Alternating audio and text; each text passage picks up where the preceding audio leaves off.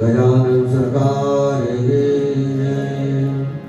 सीताराम भगवान की जय। हनुमान जी महाराज की जय। नमः पार्वती पतये हर हर महादेव।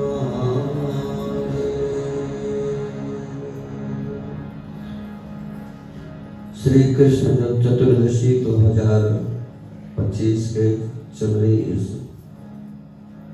कथा सत्संग सत्र के आज कितने दिन हुए?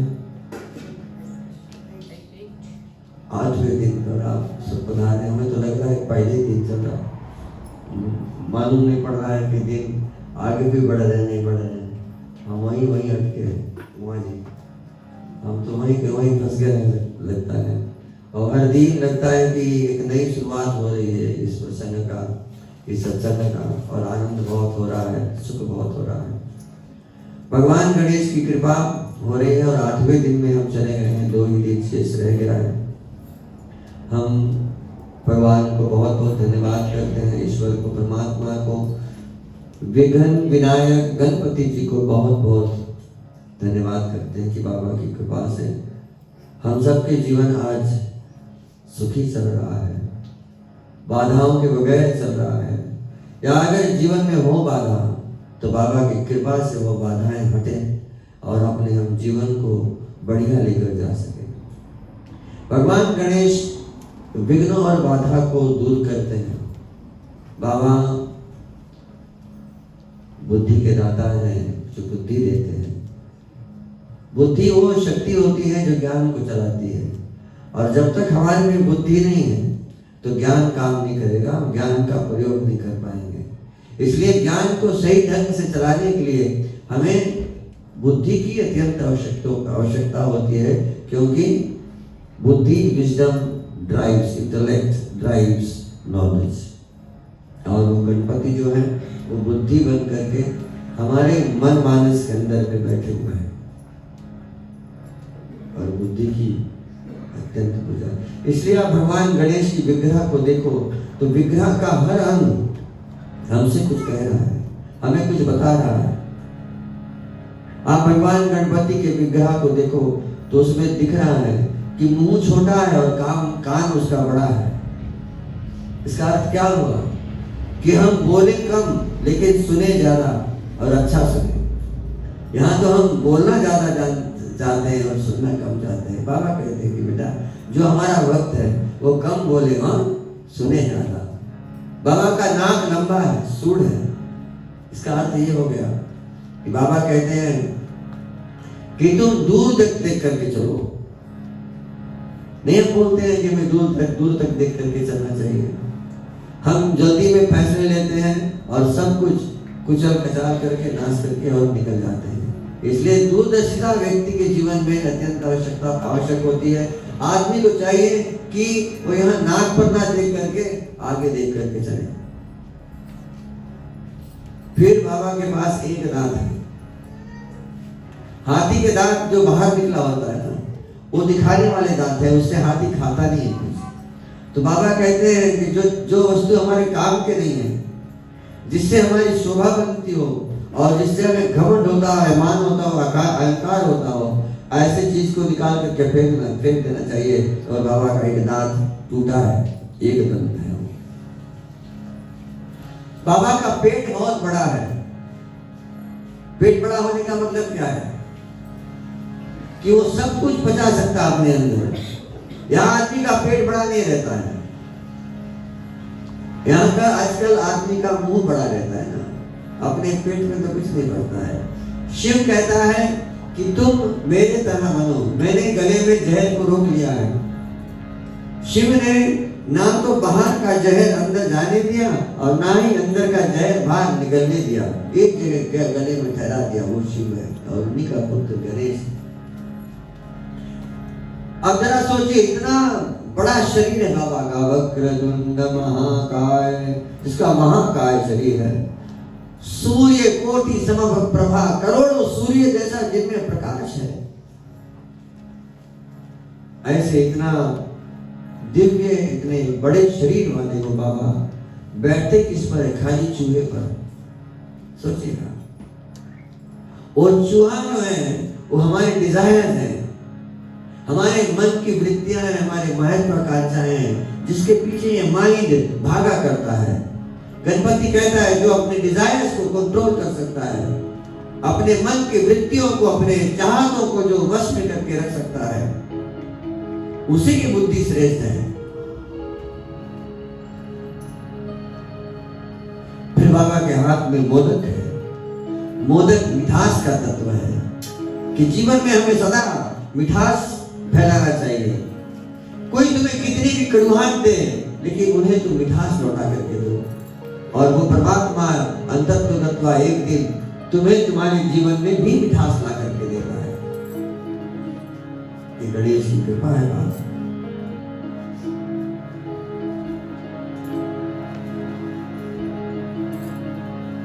बाबा के हाथ में फरसा है। फरसा हमारे फिजी के आम भाषा में बोलेंगे टांगा, टंगारी। टंगारी तो देखे हैं ना सब, लेकिन आपने देखा टंगारी लंबा सा होता है, अच्छा लकड़ी काटते हैं तो टंगारी। तो टांगा जो होता है ना, बाबा अपने हाथ में, एक हाथ में फरसा लिए रहते हैं और कहते हैं कि जो बुराई है उसको काट दे, बुराई को कभी अपने साथ न रखे। एक हाथ में कमल है। कमल की भूमिका यह है कि कमल खिलता है कीचड़ में, लेकिन कीचड़ का एक दाग भी कमल पर कभी नहीं लगता है। वो कमल है। तो गणेश जी की अनुपम महिमा है। गणेश जी के 8 अवतार हुए हैं। कल एक अवतार की चर्चा हम कर चुके हैं, और वो अवतार था वक्रतुंड अवतार, और आज मैं कुछ अवतारों की चर्चा और करने जा रहा हूँ।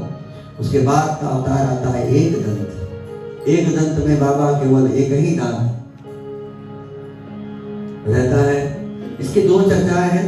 एक मैं कहता हूं, जब महाभारत दिखा जा रहा था, तो महाभारत कुरुक्षेत्र के रण के मैदान में, जहां पर महाभारत लड़ी जा रही थी, वहीं किनारे गुफा में बैठ करके वेद व्यास जी जो घट रहा है तुरंत उसी समय लिख रहा था। वेद व्यास लिखता गया, लेकिन घटनाएं इतनी तेजी से घट रही थी कि वो जितना तेज सोचता उतना तेज लिख नहीं सकता था। उसे चाहिए था कोई ऐसा व्यक्ति जो जितना वो सोचे उतना वो तुरंत लिख डाले। तो उन्होंने गणेश जी का आह्वान किया, बाबा को बुलाया। आवाहनम श्रीमन् गणाधिपति देवताय, आवाहनम बुद्धिदाताय, आवाहनम विघ्नहर्ताय श्रीमन् महागणाधिपति आवाहनम गजाननम् एकदन्तं कपिलवदनं लंबोदरं आवाहनम। भगवान गणेश उनके सामने प्रकट हुए। तब वेदव्यास जी ने कहा कि बाबा, हम महाभारत के घटनाओं को लिख रहे हैं और मेरी ऐसी हैसियत नहीं है कि मैं लिख पाऊं। गणपति जी लिखने के लिए बैठे और लिखते लिखते उनकी लेखनी टूट गई। उन्होंने अपना एक दांत तोड़ डाला और उस दांत में स्याही लगा कर उन्होंने महाभारत की सारी घटनाओं को लिखना आरंभ किया। जब महाभारत की कथा वेदव्यास जी उन्हें बताने लगे, गणेश जी लिख रहे हैं और लिखते लिखते में उन्होंने सुना कि एक घर की बहू की इज्जत भरी सभा में लूटी जाती है, उसका वस्त्र उतारा जाता है, भाई और भाई जमीन के लिए लड़ रहे हैं, मार काट चल रही है, शिष्य गुरु पर वार कर रहा है। ये सब सुन करके भगवान गणेश क्रोध से लाल हो जाते हैं, एकदम तपने लगते हैं। और जब तपने लगते हैं तो उन्होंने कहा कि 10वें दिन पर जब ये महाभारत का कथा मैं लिख चुकूं, तो उसके बाद मुझे ले जाकर के जल में कुछ देर के लिए समाधिस्थ कर देना, मुझे बिठा देना। ये भी एक कारण है कि क्यों हम गणेश जी को ले जाकर के जल प्रवाहित करते हैं। भगवान गणेश को जल प्रवाहित करने का मात्र कारण एक ये है कि उन्होंने जब महाभारत की चर्चा को, महाभारत की कथा को लिखा, तो लिख करके उनको बहुत क्रोध आया और क्रोध में जब वो लाल हो गए तो उन्होंने ही आदेश दिया कि मुझे जल में ले जा करके बिठा देना। उसके तदंतर बाबा का महोदय एक और अवतार होता है जिसमें उन्होंने मोह नाम का एक राक्षस का संहार किया। ये मोह बहुत खतरनाक वस्तु होती है साहब। किसी भी चीज से मोह हो जाए, तुलसीदास जी ने रामायण में कहा है कि ममता दाद कंडू ईर्ष्यायु मोह सकल व्याधि पर मूला। ये मोह ही सारे व्याधियों का मूल है। एक बार हमको मोह हो गया, उससे अनेक बीमारियां पैदा होती है। मोह सकल व्याधि कर मूला, व्याधि कर मूला,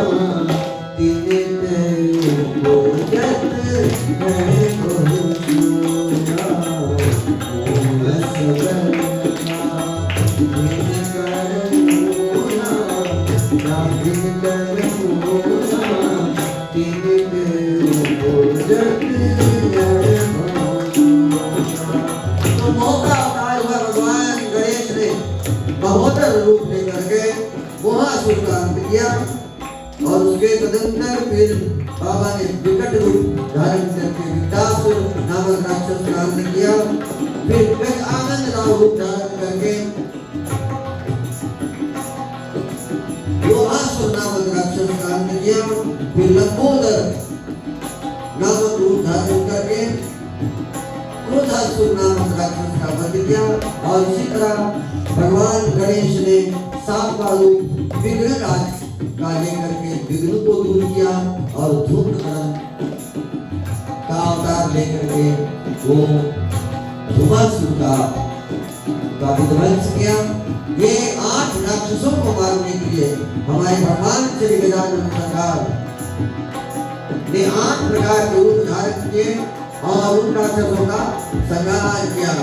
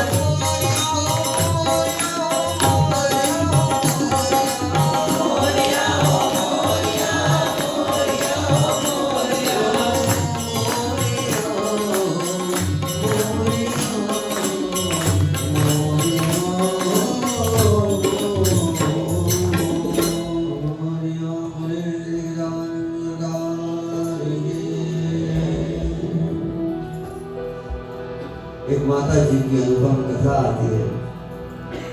एक बेटी जो बहुत गहन गणेश जी की भक्त थी, वो निरंतर भगवान गणेश की पूजा करती थी।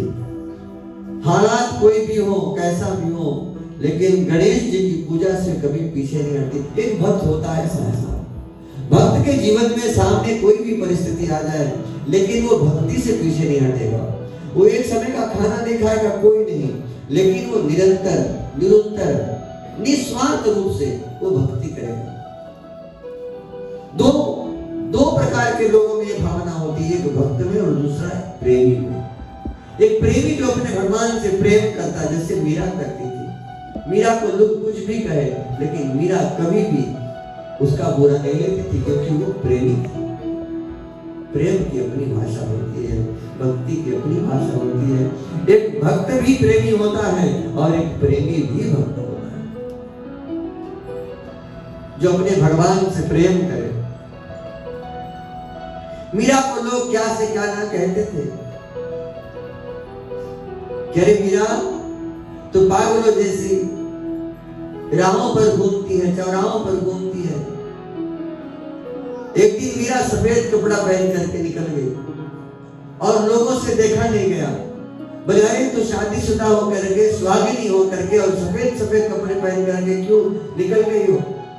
और मीरा को लोग पत्थरों से मारने लगे, मीरा को लोग गोबर से मारने लगे, उनको एक से एक बात कहने लगे। लेकिन मीरा अपने गोविंद को नहीं भूली, वो केवल अपने गोविंद का भजन गाती थी। गोविंद मेरो है, गोपाल मेरो है, गोविंद मेरो है, गोपाल मेरो है, श्रीनाथ बिहारी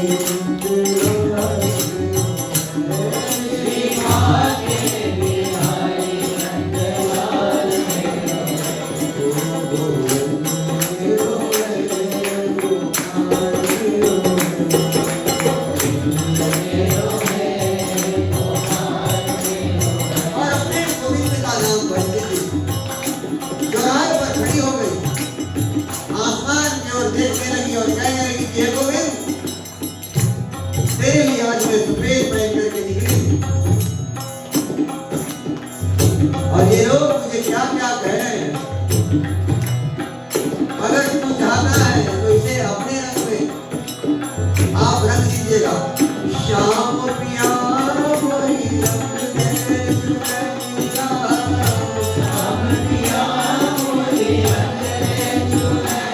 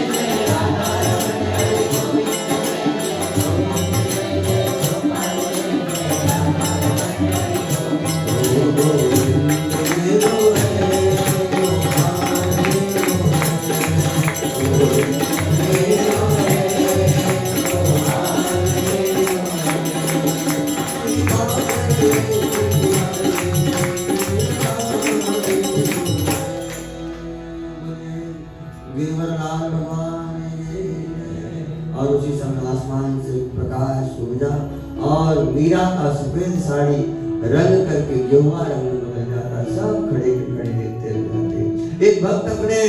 एक भगवान अपने भक्तों के लाज बचाने के लिए निरंतर तत्पर रहते हैं और वो आते हैं अपने भक्तों के लाज बचा करके जाते हैं। जो भगवान से प्रेम करता है, जो भगवान से सच्चा भक्ति करता है, एक बात आती है कि जाको राखे साइया मार सकना कोई, मार नवा का नहीं सके जो जग बड़ी हो। जिसका रक्षा स्वयं भगवान करता है, उसको लाखों लाख लोग मारने के लिए भी आ जाए तो कोई बाल भी बाका नहीं कर सकता है। तो ऐसे ही एक बेटी की कथा सुनाता हूँ जो निरंतर जन्म से ही भगवान गणेश की भक्ति करती थी। अपने पिता के साथ, अपने माँ के साथ वो हर सुबह भगवान गणेश के लिए भोजन बनाती और भोजन की पहली रोटी ले जाकर गणेश को चढ़ा दी। और चढ़ाने के तत्पश्चात वो स्वयं परिवार के साथ बैठ करके खाती थी। उसका विवाह कैसे परिवार में हो गया, जहां वो जब विदा हुई तो अपने साथ अपनी गणपति को लेकर के गई, ले जाकर के अपने कमरे के अंदर में अपने गणेश की वो विग्रह, गणेश की मूर्ति रख दी और निरंतर उसकी पूजा करने लगी। रोज पूजा करती थी, लेकिन उनके घर वालों को पसंद नहीं था। बोले काम के टाइम पर तू क्या करती है, इस समय तो तुझे काम करना होता है। तू रोटी बनाती है, एक रोटी रख देती है भगवान के पास, वो भी खाता नहीं है। और ऐसा करके उसको रोज मारते, रोज पीटते। और एक दिन उसकी गणेश जी की मूर्ति को उसकी बूढ़ी सास और उसके पति ने उठाकर कहीं छिपा लिया। तो बेटी का नाम सुनंदा अपने घर में बैठ कर रोती है अपने भगवान के लिए कि हे परमात्मा तू कहाँ है।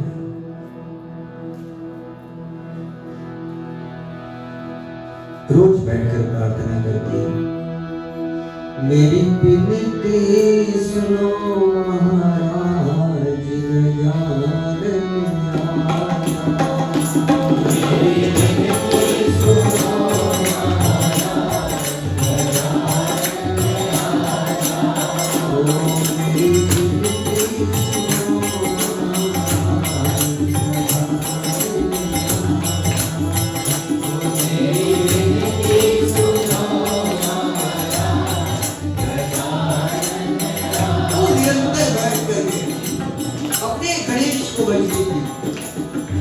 ये बाबा तुम्हारा दर्शन नहीं होता है तो दिल नहीं करता है।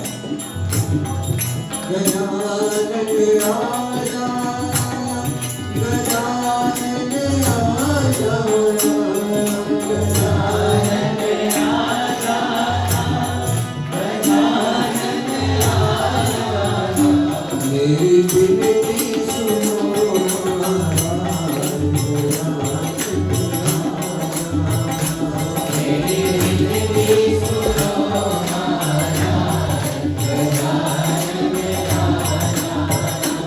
मेरी मैया बड़ी मेरी मैया बड़ी। आज कितनों की नैया बचाने पड़ी है, आज भरना चाहते हैं नहीं भर पाते। आज एक ही जगह पर जीवन कहीं कहीं जाकर के अटकी हुई है। कितनों का काम एक जगह पर जाकर के अटका हुआ है, आगे बढ़ ही नहीं पा रहे। ओ मेरी मैया बड़ी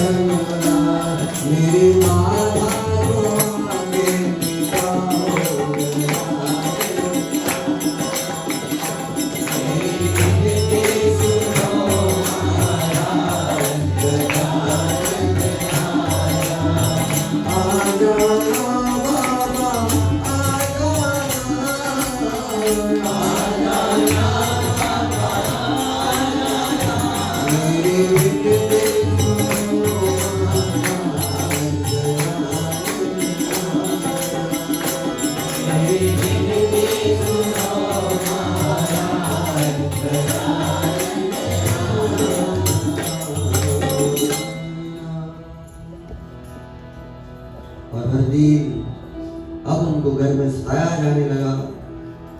यहाँ तक कि उनको खाने के लिए भी नहीं दिए, खाने के लिए भी बंद कर दिया गया। जो कुछ हांडियों में रूखा सूखा बच जाता वो सुनंदा बेटी खा लेती और उसी में अपने जीवन को व्यतीत करती। अब उसके सास ने एक दिन उनसे कहा कि तुम जाओ नदी से कपड़े धोकर के लाओ। जब वो नदी कपड़े धोने के लिए जा रही थी तो उन्होंने देखा रास्ते में एक गणेश जी की मंदिर पड़ती है। उसने गणपति के मंदिर देख करके बहुत सुख पाया, बहुत आनंदित हुई और मन में विचार किया कि हम हर दिन किसी न किसी तरह आएंगे और भगवान को भोग लगाकर भोजन करेंगे। कपड़े धोने के बहाने भले ही क्यों ना आए, लेकिन हम आया तो जरूर करेंगे। और वो बिटिया अपने घर से जब निकलती तो अपने सास के आटे के बोरे से मुट्ठी भर आटा चोरी कर लेती और चोरी करके उसका एक गांठ लगा करके अपने साड़ी में, साड़ी के आंचलों के बीच छुपा करके और सीधा जाती वहां जहां कपड़ा धोते थे। और जिस पानी में कपड़ा धोया जाता था, गांव के सखियां सब कपड़ा धोती थी, उसी पानी में वो जाकर के आटा को गूंथती थी और गूंथने के बाद में शमशान के जलती हुई चिता के अंगार पर जाकर के रोटी को सेकती थी और गणेश के मंदिर में ले जाकर भगवान गणेश के सामने जलते दिए से उसमें घी निकाल करके चुपड़ती थी और फिर भगवान गणेश को खिलाती थी। क्या भाव है सर? जब भाव अपना ऊपर हो तो सारे नियम खंडित हो जाते हैं। जब भक्ति अपने उत्कर्ष पर हो, चरमोत्कर्ष पर हो, तो कोई नियम की जरूरत नहीं है। भक्ति में व्यक्ति अनजान ही रहे तो ठीक है। भक्ति में कोई नियम नहीं लगाए। आपको जैसा मन करे आप भक्ति करें, जैसा मन करे आप भजन करें। हम तो भक्ति में पहले नियम लगा देते हैं कि फला नियम, ढका नियम, ये करें वो करें, ये पापड़ वो पापड़ सब निकाल करके पहले खंगाड़ लगा देते हैं। तो भक्ति कहाँ हो पाता है? हम तो गरीब में जी रहे हैं। जिस दिन अपने आप इस डर को काबू कर लिए और अपने डर के इस दायरे से बाहर निकल के बाद हम स्वतंत्र भक्त बन जाएंगे। अभी तो हमें इसका डर, उसका डर, भला का डर, क्या क्या डर। हर दिन वो आटा अपने घर से चोरी करके ले जाती थी। फिर जहां कपड़े धोते थे, गांव भर के कपड़े वहां धोते थे, उसी के पानी में वो आटा कूदती थी। आज तो घरों में कपड़े भी अलग अलग करके धोते हैं ना। शर्ट अलग धुला जाता है, विलंब क्यों हो रही है? पजामा अलग धोते हैं, अलग अलग जो है ना, कपड़े सब अलग अलग। वॉशिंग मशीन में कपड़े में ऐसे झगड़ा हो जाएगा, इसलिए हम तो यही सोच रहे हैं कि वॉशिंग मशीन में सभी कपड़े एक साथ डाल देंगे तो कपड़े में लड़ाई हो जाएगी, तो अलग अलग करके धुलते हैं। लेकिन वहां उस घाट पर जहाँ सबके कपड़े एक साथ धुलते थे, वहां पर वो बिटिया ले जाती थी, आटा गूंथती थी। फिर आटा गूंथ करके जब उसकी रोटी बन जाती थी तो रोटी सेकने के लिए कहां पर आग मिलता था? चिता के आग पर जाकर के सेकते थे। और हमारे घर में यहाँ साल भर सूद छोड़ता नहीं है। पब्लिक सेमेट्री पेट पे लेके घूम रहे और सूद छोड़ता नहीं है। बताओ, ये पेट हमारा ना एक क्रेमेटोरियम है, बहुत बड़ा क्रेमेटोरियम, और हम यहाँ सूद करके डर रहे, नहीं डर रहे। और चिता पर रोटी सेकती थी और गणेश जी के मंदिर में ले जाकर पहले गणेश की मूर्ति से उनके दिया से घी चोरी करती थी और घी चोरी करके रोटी पर चुपड़ती थी और फिर भगवान को भोग लगा कर खाती थी। ओम अन्नपतय अन्नस्य नो देहि अनाभिवस्यातु शिविनः प्रप्रदातानन्दारिजुज्जन्नो देहि द्विपदे चतुष्पदे। ओम प्राणाय स्वाहा, अपानाय स्वाहा, उदानाय स्वाहा, समानाय स्वाहा, इस तरह मंत्र करके वो भगवान को भोग लगाती थी और फिर आधा रोटी भगवान गणेश को छोड़ देती थी, आधा रोटी खाती थी, प्रसन्न रहने लगी। हर दिन जल्दी उठ जाती थी कि आज मैं जाऊंगी कपड़ा धोने के बहाने अपने बाबा का दर्शन करूंगी और अपने गणेश जी की रोज वो वंदना करती, रोज वंदना करती कि बाबा मैं कल से ये भजन गा रहा हूँ, मेरा मन नहीं भर रहा है, मुझे बहुत सुख मिल रहा है। वो मेरे सर पे रख दे बाबा हो,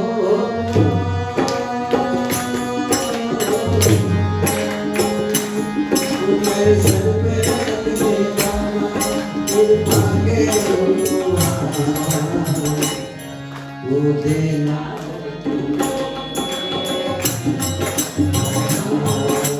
देना हो तो दीजिए जन्म जन्म का साथ, मेरे सर पे रख दे बाबा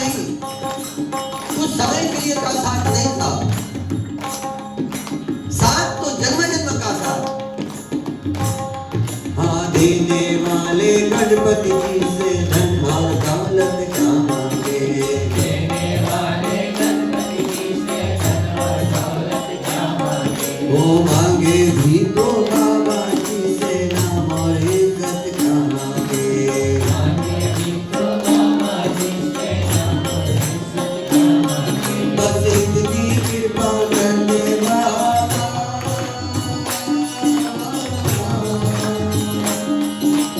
इतनी कृपा कर दे तो दे दे आशीर्वाद, देना हो तो दीजिए जन्म का साथ, देना हो तो दीजिए जन्म का साथ।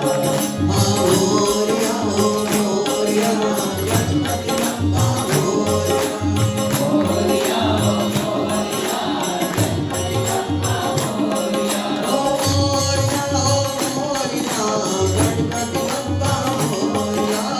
मोरया मोरया गणपति बप्पा मोरया,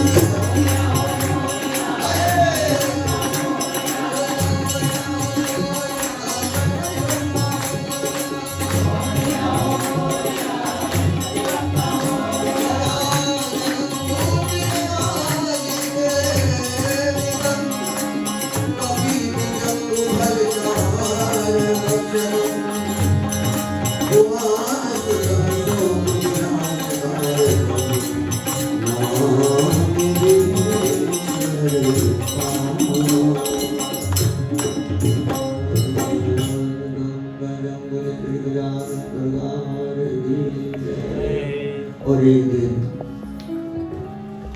न जाने प्रारब्ध कैसा बना कि वो बेटी आटा चोरी करते हुए पकड़ी जाती है। घर से आटा चुरा के ले गई और गांव में चुगलखोर लोग कम नहीं होते हैं। दो चार लोगों ने भी आकर सास को कह दिया कि तुम्हारी बेटी, तुम्हारी बहू देखो क्या करती है, घर से आटा चुरा के लाती है, गंदे पानी में आटा सानती है, रोटी बनाती है और फिर चिता पर जाकर सेकती है और सेकने के बाद में गणेश को ले जाकर के भोग लगाती है। अब ये सुनकर के घर वालों ने उनको बहुत पीटा, इतना मारा उस लड़की को, उस बच्चे को कि बेचारी चलने लायक भी नहीं रही। वो खाट पर पड़ी है, सोचती है कैसे मैं अपने गणेश का दर्शन करूं। दुखित है, पीड़ित है, खाट पर पड़ी है, लेकिन ये नहीं सोचती कि मैं जीऊंगी कैसे। ये सोचती है कि मेरे भगवान को रोटी कौन देता हूं, भगवान को भोग कौन लगाता हूं। ये एक भक्त का भावना, भक्त की भावना होता है साहब, ये भक्त का प्रेम होता है। और उधर उसके प्रकोप से गांव में ऐसी महामारी फैली कि महामारी के कारण सब जितने भी गांव के लोग थे सबको चमड़े का रोग हो गया। घर में उनकी सास और उनका पति कोढ़ की बीमारी से तड़पने लगे। हाहाकार मच जाता उस महामारी से। तभी गांव के मुखिया ने घोषणा करी और इधर भगवान गणेश ने, वो मूर्तिगत गणेश ने अपने हाथ को उठाकर अपने आंखों को बंद कर लिया और जैसे आंखों को बंद किया वैसे पूरे गांव में और भयानक महामारी फैल गई। इतनी बड़ी बीमारी फैली कि ना तो कोई गांव में आता था ना जाता था। घरों के चूल्हे बंद हो गए, सब तरफ दुख। और एक दिन चलते चलाते किसी ने सुनंदा से आकर कहा, उस बेटी से आकर कहा कि बिना जब से तुमने गणेश भगवान को रोटी देना बंद किया है, ये गांव की ऐसी दशा हो गई है कि यहाँ ये गांव ना शमशान बन गया है। और उस भक्त ने, जो भगवान से प्रेम करने वाली भक्त है, जो भगवान से सच्चा प्रेम करता है, मेरे भाई बहन, जो भगवान का सच्चा भक्त होता है वो अपने बारे में कम सोचता है, अपने लोगों के बारे में ज्यादा सोचता है। वो खाए ना खाए लेकिन लोग खाएं, वो ये सोचता है। उसके तन पे कपड़े कम हो कोई नहीं, लेकिन भगवान सजे होना चाहिए। हमारे यहाँ तो कई जगह हम देखे हैं, लोगों के घरों में, मंदिरों पर घास चढ़े हुए हैं। साल में एक बार जब रोट आता है तो उसी समय साफ करते हैं। भगवान को जो कपड़ा पहनाए रखे हैं, जिंदगी भर वही पहन रहे हैं और अपना हर दिन नया नया लेकर पहन रहे हैं। हर दिन कपड़े का एजेंडा बदल रहा है, हर दिन रंग बदल रहा है, हर दिन पैटर्न बदल रहे हैं, हर दिन फैशन बदल रहे हैं। लेकिन भगवान के लिए बिल्कुल सही। अपने लिए तो बढ़िया बढ़िया लुकमे बनते हैं और भगवान को कुछ भी नहीं अर्पण किया जाता है। भगवान कृष्ण ने गीता में कहा है कि जो भगवान को भोग लगाए बगैर खाता है उससे बड़ा चोर संसार में कोई नहीं। Is a big thief. इसलिए हर दिन खाने से पहले भगवान को भोजन अर्पण करके खाना चाहिए।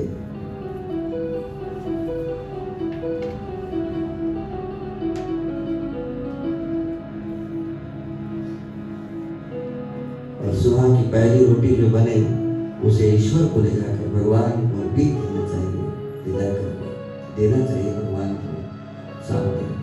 अपनी श्रद्धाओं से भेंट करेंगे, परमात्मा ये भोजन का मैं भोग आपको लगा रहा हूँ, इसमें आप अपनी ऊर्जा भर दीजिएगा, ताकि इसे मिलाकर जब हमारा परिवार खाए तो उसमें आपकी भक्ति, सुख, शांति, समृद्धि सब हो।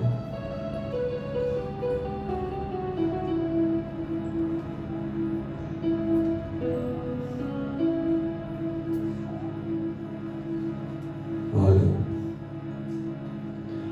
उस बेटी ने जब सुना कि गांव इतनी दुखित है, सब तड़प रहे हैं, सब परेशान हैं, उन्होंने मन में ठाना कि पैर से नहीं चल पा रहे हैं, तोड़ दिए हैं, कोई नहीं, लेकिन मैं आज किसी भी तरह से जा करके और अपने गणेश जी को भोग लगाकर उनसे पूछूंगी कि बाबा ये क्या कर दिया तुमने हमारे गांव पर, क्या हो गया हमारे घर में, क्या हो गया लोगों पर। और वो अपने खाट से उतरना चाहती थी, उतर नहीं पाई, जमीन पर गिर गई और खसरते खसरते उस जगह पर गई जहां पर आटे की बोरी रखी थी, उसमें से उतना ही आटा चुराया जितना हरदीप चुराती थी, और चुरा कर अपने साड़ी के पल्लू में बांधती है, और पगडंडी के रास्ते खिसकते खिसकते गणेश उस घाट पर जा रही है जहां पर वो निरंतर रोटी बनाती थी।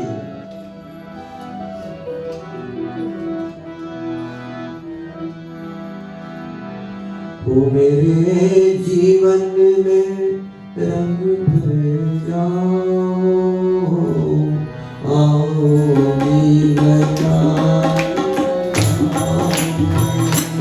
मेरे जीवन में रंग भर जाओ,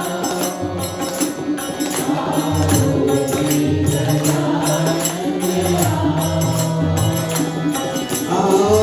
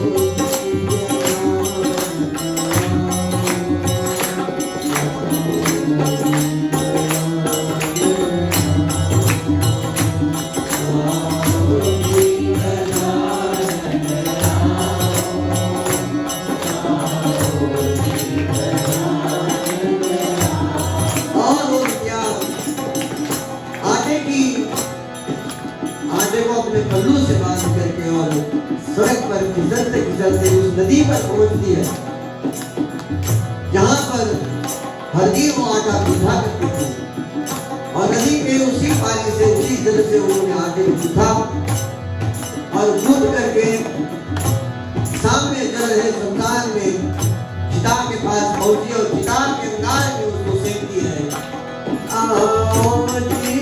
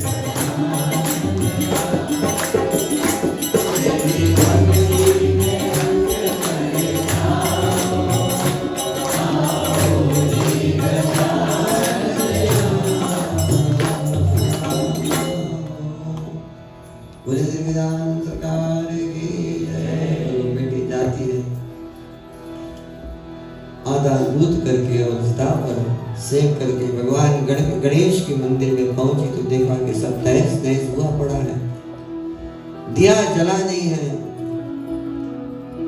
और दिए में तेल बिल्कुल नहीं है। बाबा के मंदिर में चूहे बहुत होते हैं और दिए की बाती को उठा करके वो बाबा के शरीर पर इधर उधर लेकर गए तो देखा कि बाबा के पेट पे बहुत सारा घी जाकर चिपट गया है।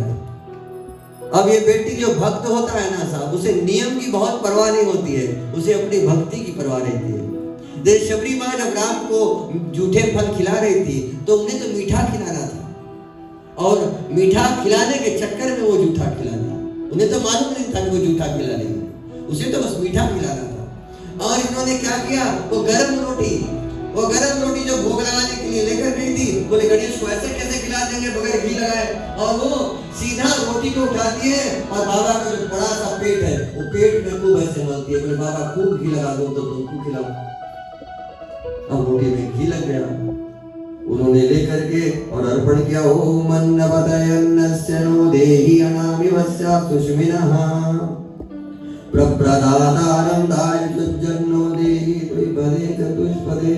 बाबा गणेश ने अपने आंखों पर जो हाथ रखा था उसको तुरंत उठा करके और मूर्ति को फोड़कर बाहर आते और अपने हाथों से उस बेटी के हाथ का प्रसाद ग्रहण करते। बोले श्री गजानन सरकार के। ये भक्त का प्रेम होता है साहब, भक्त का प्रेम कभी झूठा नहीं जाता है। मेरे भाई बहन मैं तुमको बताऊं, ये भक्त का प्रेम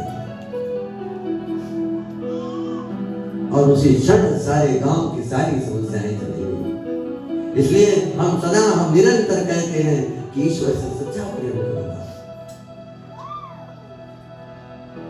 पूजा में कोई भी चीज खिलवाड़ नहीं होता है। और याद रखिएगा, भक्ति बालक जैसा करें, भक्ति में बालक, कर्म में जवान और ज्ञान में वृद्धि। भक्ति में बालक जैसा रहे, गलती हो जाए कोई टेंशन नहीं, हो जाने दो। कर्म करो तो जवान जैसा करो और ज्ञान वृद्ध जैसा रखो। एक वृद्ध में जो ज्ञान हो, जो अनुभव हो, उस तरह रखो।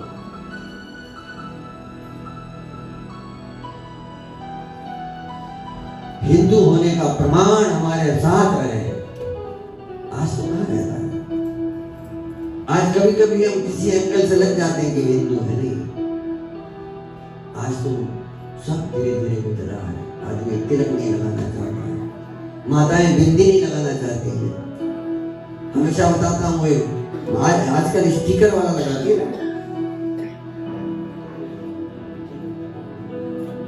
हाँ, एक आदिवासी बहन जी भी फेसबुक में वायरल चल रहा होगा, वो बोल रही है कि अभी घूंघट नहीं लग रहा, फला टका नहीं लग रहा है। अभी तो नकली वाला लगा दिए ना, चिपकाने वाला। एक लड़के ने देखा, अपनी मम्मी से पूछा, बोले मम्मी ये क्या है? तो मम्मी ने कहा ये पापा है। तो बच्चा घर के अंदर गया, देखा एक दो पापा शीशे में चिपके हैं। फिर हम लौट करके मम्मी के पास आया, बोले मम्मी हमारे कितने पापा हैं? बोले 10। बोलो कैसा क्यों बोलते हो? बोले 2-4 शीशे में चिपके हैं, नल की टोटी में चिपका हुआ है एक पापा। सबसे ताजुब तो मुझे तब हुआ मम्मी जब मैं वॉशरूम के अंदर में गया तो संडास के बर्तन में 4-5 पापा चिपके हुए। कौन वाले हमारे इधर देखो वही पापा चिपके हैं। कल एकादशी है और हम चाहते हैं कि कल हम सब साथ में एकादशी का व्रत करें। कर पाएंगे? कौन कौन कर पाएगा? बहुत शुभ अवसर पर कल एकादशी पड़ रहा है। एकादशी हर हिंदू महीने के हर 2 बार आता है, ठीक है। एक जब उजाला होता है कृष्ण पक्ष, ठीक है, और एक जब अंधेरा होता है, उसमें हर 11th डे पे ये आता है। उस दिन चंद्रमा का ऊर्जा बहुत तेज होता है धरती पर, और हमारे चूंकि हमारा शरीर 75% हाँ 75% पानी है। तो चंद्रमा क्या करता है कि पानी को खींचता है अपनी ओर, ऊपर की ओर। इसलिए जो लोग पागल होते हैं ना, वो जिस दिन फुल मून रहता है और पागल रहते हैं, क्योंकि उनका ब्रेन का फ्लूइड ऊपर खींच जाता है। तो एकादशी का व्रत इसलिए की जाती है ताकि चंद्रमा का हमारे शरीर पर जो प्रभाव, जो खिंचाव पड़ता है, जो प्रभाव पड़ता है, वो प्रभाव कम रहे। साथ साथ में हमारे पाचन तंत्र को विश्राम मिल जाए। हम इतना खाते कि अंदर जो लोग काम करते हैं उनको आराम ही नहीं मिल रहा है। अंदर जो बेचने वाले बैठे हैं, जो सब उठा के इधर दाल अलग फेंकते हैं, इधर ये फेंकते हैं, रोटी को उधर फेंकते हैं, ये सब करते नहीं करते। उनको थोड़ा आराम मिल जाएगा, वो थोड़ा सो लेंगे। ये तो आदमी रात में भी खाता रहता है, दिन में भी खाता रहता है। फिर मानसिक शांति और ध्यान की क्षमता बढ़ती है एकादशी से, क्योंकि हम उस दिन कार्बोहाइड्रेट्स जैसे चावल और ग्रेन्स जो है उसको हम नहीं खाते। तो इससे इन सभी चीजों से मानसिक उत्तेजना होती है, और उत्तेजित व्यक्ति कभी साधना नहीं कर सकता, कभी भक्ति नहीं कर सकता। इसलिए ये जरूरी है कि वो कम से कम 1 महीने में 2 बार करें। फिर इम्यूनिटी और हार्मोन बैलेंस के लिए ये हमारे साधु संतों ने, सिद्ध पुरुषों ने, ऋषि मुनियों ने इसकी परंपरा बनाई है। और उसमें एक प्रक्रिया आती है ऑटोफेजी। उसमें क्या होता है, वो डिटॉक्स होता है शरीर। हाँ, I am very lucky to have you here doctor साहब, कि आप काफी प्रश्नों का हल कर देते हैं। ठीक, तो आप क्या बोलते हैं उसको, ऑटोफेजी। तो ऑटोफेजी में शरीर के सेल्स के अंदर में जो कीड़े मकोड़े, जो मैले होते हैं, वो बाहर निकलता है। और ये शरीर का सेल्स जो है, जो मांस कोशिकाएं हैं, सेल्स बोलते हैं, उसकी शुद्धिकरण होती है। नहीं तो फिर कहाँ शुद्धिकरण होती है? एसिडिटी भरी रहती है। जवानी में आदमी के गांठ में दर्द होने लगता है, यूरिक एसिड बढ़ जाता है, कभी गैस्ट्रोइंटेस्टाइनल प्रॉब्लम हो जाने लगते हैं, डायबिटीज बढ़ जाता है, क्योंकि हम अपना हिंदू जीवन जीते नहीं है। हम प्राकृतिक जीवन ना जी करके अप्राकृतिक जीवन जीते हैं। फिर आध्यात्मिक दृष्टि से जब मन शांत रहता है तो मन, ब्रेन का जो अल्फा वेव्स है उस समय बहुत हाई रहता है, और भगवान का ध्यान करने में, उनसे कनेक्शन बनाने में आसानी होती है। इसका कारण है कि एकादशी हमारे साधु संतों ने रखा है। और साथ साथ में एकादशी का व्रत करने पर परमात्मा का जो आशीर्वाद प्राप्त होता है वो अलग बात होती है। इसलिए कल एकादशी है, और कल इस मंदिर में ग्रेन्स नहीं बनेगा। यहाँ पर उसमें क्या होता है, क्या होता है, क्या करेंगे यार बताइएगा। कल कहाँ क्या रहेगा?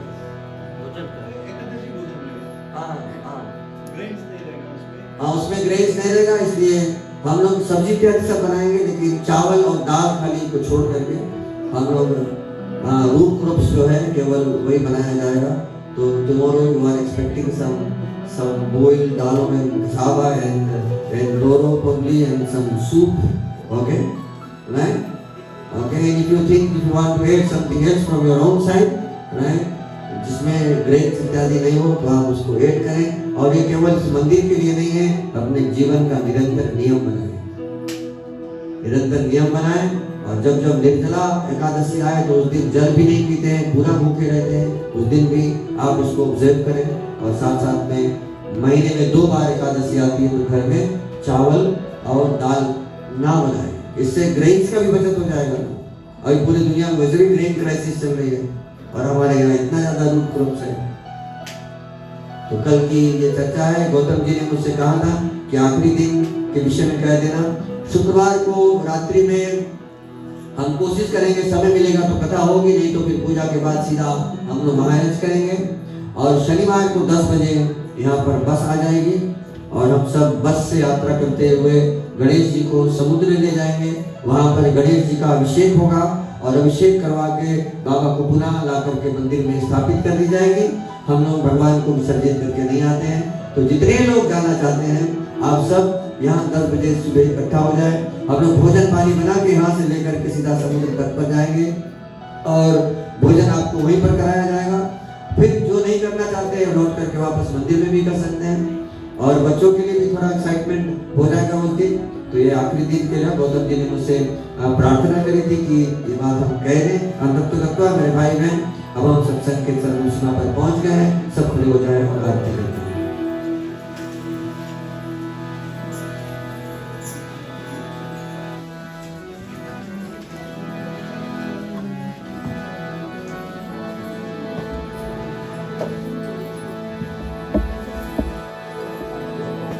जय गणेश जय गणेश जय गणेश जय माता जय पार्वती